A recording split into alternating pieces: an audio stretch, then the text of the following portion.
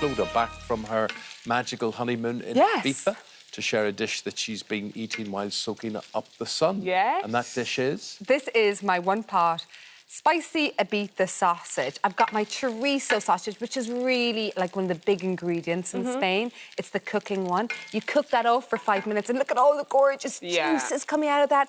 Bang in the garlic, the chilli to spice things up and to add more aromatic flavour.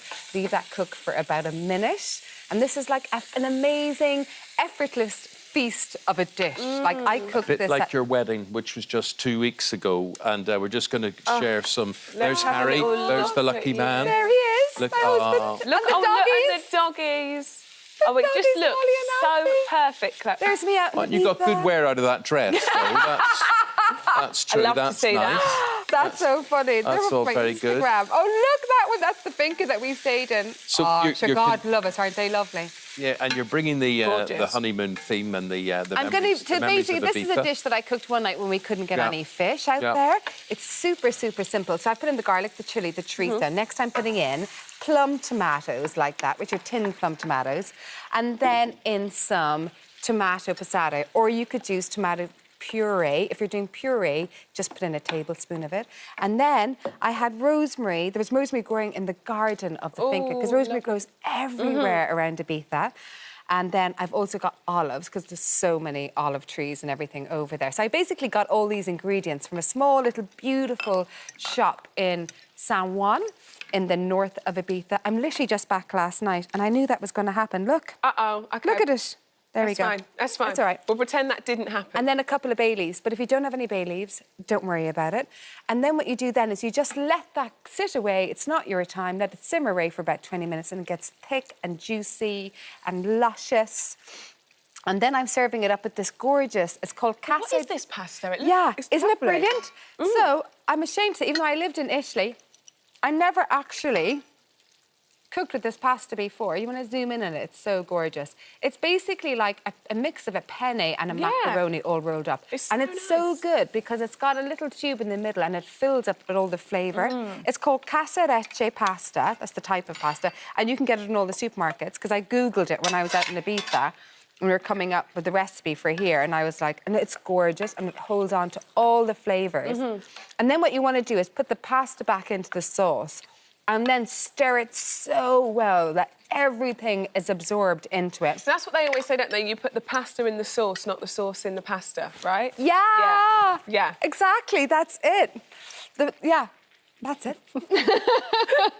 You just look like, really? I just eat I don't care, just eat it. Eamon's just like, I just eat it. The pasta goes in first or the sauce goes on top. And then put it together. And then finish it off with some gorgeous Parmesan cheese on top. And it's just one of those like really simple but really, really like delicious pasta dishes. Yeah, like you could, to go back to Rochelle's point about the sauce, you could make this as saucy as you wanted, really, couldn't you? I mean, you could have it juicier.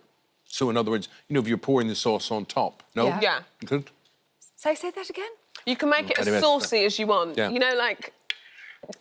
Anyway, it's just lovely, don't worry. Don't worry. You could make... I know, sorry, I know what you mean. Yeah. I actually thought that you were doing like a little joke at me, that I was like saucy and we're making saucy and spicy. When I repeated it, so did I. I was like, where are we... Where are we going with this one? OK, so we can... Yeah, I do like my pasta quite... Juicy, quite saucy. Yeah. I think everybody likes their pasta juicy and saucy. Yeah. And if you wanted to spice it up, you could add a little bit more chilli in there if you like it spicier. Yeah. I like the olive touch as well. You could add in, if you were... These olives are beautiful. Vegan, you could also add in like gorgeous feta in here as well, or mozzarella. Yeah. But definitely lots of Parmesan on top. And I've just got to show you this, right? So, so you get a large cos, like bunch of like lettuce leaves like that, or else you can do it with oak ones. And then you just take the thing off it like this. I did this by mistake because I was kind of getting a bit lazy when I was out there. Right. And I just put it into the centre of this. It probably won't work now because I'm on live TV. It will, come on. Come on. Come on now, work for me. We can do this, we can do this. And then you just pull back all the leaves like that, and it turns out like a little flower in the middle of the table like that. Like a bowl. Yes, it's like a bowl. Oh, it's lovely. It is. It's so beautiful. And then you just pour your dressing on all over it like that, and it becomes your little centrepiece. That's and you don't have to put any flowers on, but you can also do it with like you know, a butterhead one like that, and then everybody... So you're just losing the end and... Losing the end, and it encourages spread. people like to eat more, and it looks so fresh in the middle of the table. Lovely, and very summery. There Probably the last day of summer today. Oh, don't say it. Thank you very much, Clodagh. Thank you, you. appreciate that. Thank The you very details much. are there. They're on the This Morning app.